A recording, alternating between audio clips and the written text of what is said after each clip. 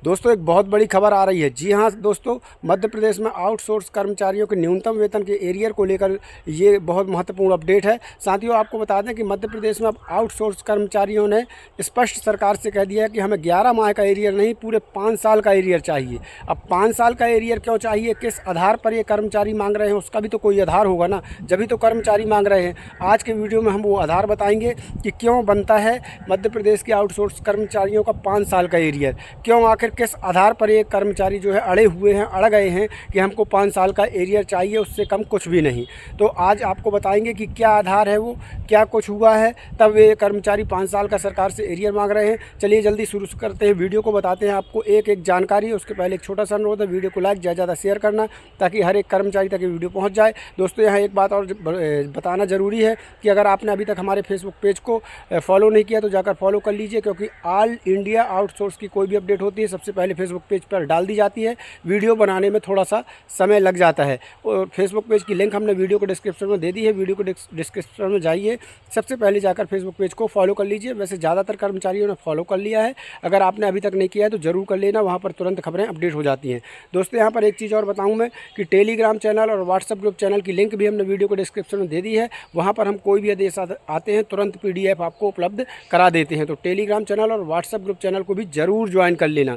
चलिए चलते हैं वीडियो की तरफ और बताते हैं आपको पूरी जानकारी। तो दोस्तों यहाँ पर सामने आप स्क्रीन में देख पा रहे हैं कि 11 महीने का नहीं, पिछले 5 साल का एरियर जो है कर्मचारी जो लेने में वो अड़ गए हैं। यहाँ पर देख सकते हैं पिछले 5 साल का दिलाएं एरियर, बेस ईयर के फार्मूले में करें बदलाव। तो बेस ईयर का क्या मामला है वो भी हम आपको बताएंगे। सबसे पहले जो इस समय बहुत जोर शोर से खबर चल रही है कि पिछले 5 साल का एरियर हमको चाहिए, कर्मचारी इस बात पर अड़े हुए हैं। तो आखिर उसके पीछे कर्मचारियों को आधार क्या है। साथियों आपको बता दूं ये जो जोर शोर से मांगें उठ रही हैं ये करीब 1 माह से लगातार उठ रही हैं, और ये खबर भी आप करीब 15 से 20 दिन पहले एक अखबार ने बहुत ही प्रमुखता के साथ ये खबर को छापा था। उस समय होली भी करीब थी, तभी से ये खबर बहुत जोर शोर से कर्मचारियों के द्वारा उठाई जा रही है। हालांकि इसमें जो है संगठन के महासचिव और हमारे जो इंदौर श्रम आयुक्त हैं रजनी सिंह, उनका भी बयान आया हुआ है, वो बयान भी आपको दिखलाएंगे। सबसे पहले बताते हैं कि 5 साल का एरियर किस आधार पर मांग रहे हैं कर्मचारी, वो देख लेते हैं।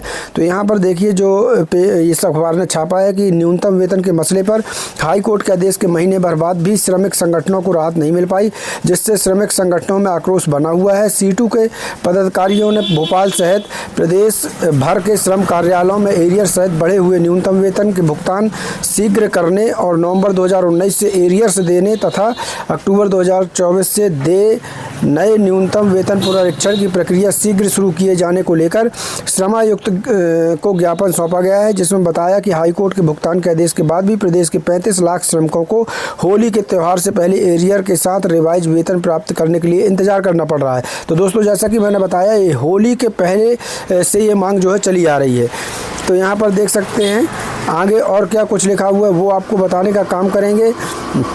यहाँ देख लीजिए, एरियर के होली के त्यौहार से पहले एरियर के साथ रिवाइज वेतन प्राप्त करने के लिए इंतज़ार जो है ये सभी श्रमिकों को करना पड़ रहा है, और यहाँ पर सभी श्रमिक जो है वो परेशान हो गए हैं।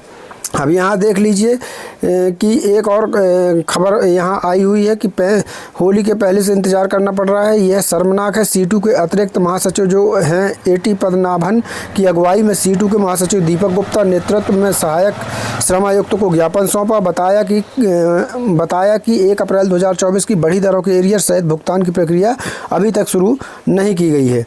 और यहाँ देख लीजिए C2 ने अपने पत्र में कहा कि 6 फरवरी को संपन्न न्यूनतम वेतन सलाहकार बोर्ड की बैठक में अध्यक्ष के रूप में श्रमायुक्त ने स्पष्टतः कहा था कि न्यायालय में जारी इस कार्रवाई के समाप्त होते ही न्यूनतम वेतन सलाहकार बोर्ड की बैठक बुलाकर अक्टूबर 2024 से दे न्यूनतम वेतन के पुनरीक्षण की प्रक्रिया प्रारंभ की जाएगी। बता दें कि 10 फरवरी को इस कानूनी लड़ाई में समाधान हो गया है, इसलिए अब यथाशीघ्र नए पुनरीक्षण की प्रक्रिया प्रारंभ करने की मांग जो है की गई है, और जल्द लागू करवाने का किया गया था दावा, लेकिन अभी तक इसको आज तक भी सभी कर्मचारियों का एरियर एरियर्स नहीं आया हुआ है।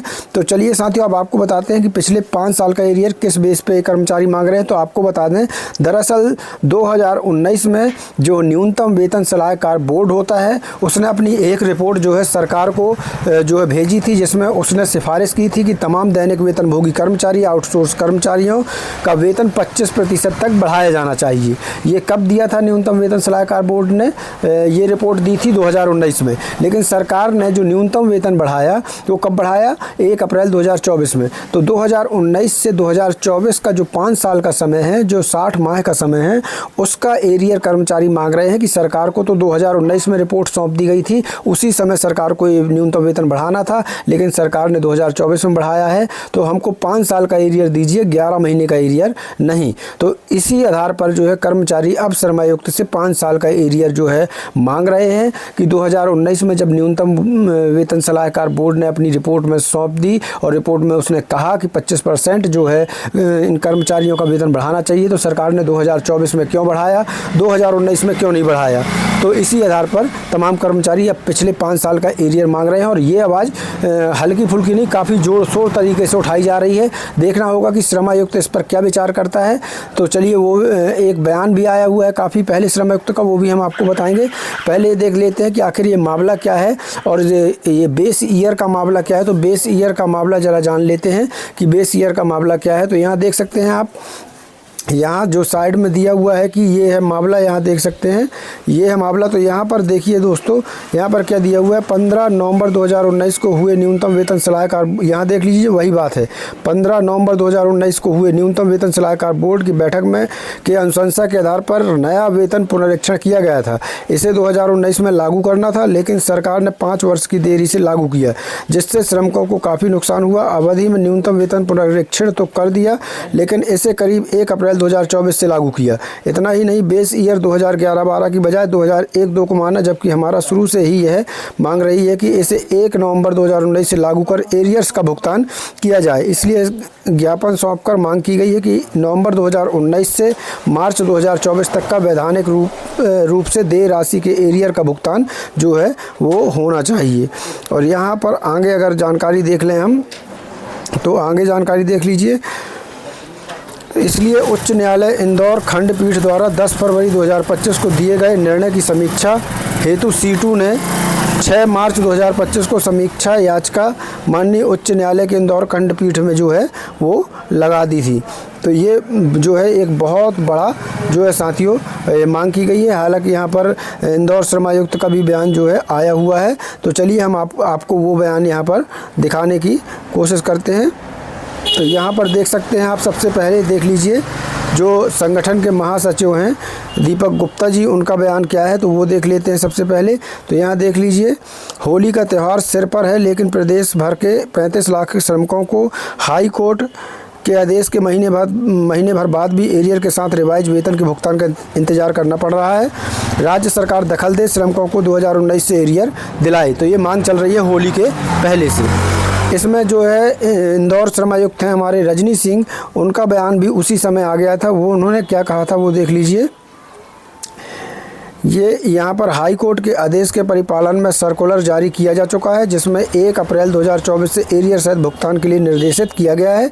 इसके बाद भी यदि नहीं किया जा रहा है तो शिकायत करें, उस पर सख्त कार्रवाई की जाएगी। तो रजनी सिंह का कहना है कि 1 अप्रैल 2024 से जो हाई कोर्ट ने आदेश दिया है हम उसका पालन करेंगे और 1 अप्रैल 2024 से आपको बढ़ा हुआ न्यूनतम वेतन देंगे और 11 माह का एरियर दिया जाएगा, 5 साल का एरियर नहीं दिया जाएगा। हालाँकि 5 साल के एरियर के लिए संगठन लगातार लड़ाई लड़ रहा है। अब देखना होगा कि आगे सरकार या फिर श्रमायुक्त जो है इस पर क्या विचार करता है। जैसे कोई अपडेट आती है इस पर सबसे पहले आपको हमारे चैनल के माध्यम से बता दी जाएगी। चैनल को सब्सक्राइब करके रखिएगा, बेल आइकन घंटे को दबा कर रखिएगा। चलिए कल फिर मिलते हैं किसी नई जानकारी के साथ, नए वीडियो के साथ। तब तक के लिए धन्यवाद। जय भारत, जय हिंद।